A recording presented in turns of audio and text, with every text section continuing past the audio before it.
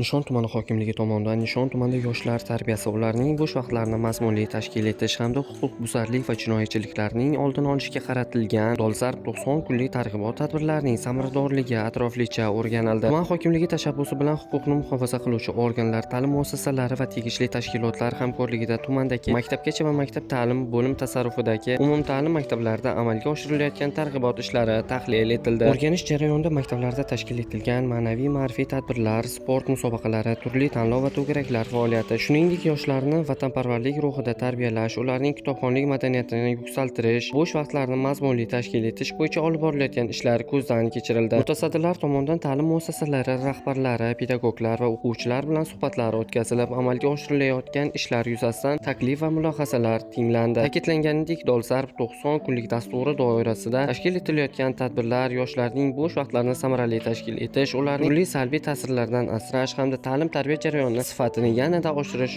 uchun muhim ahamiyat kasb etadi.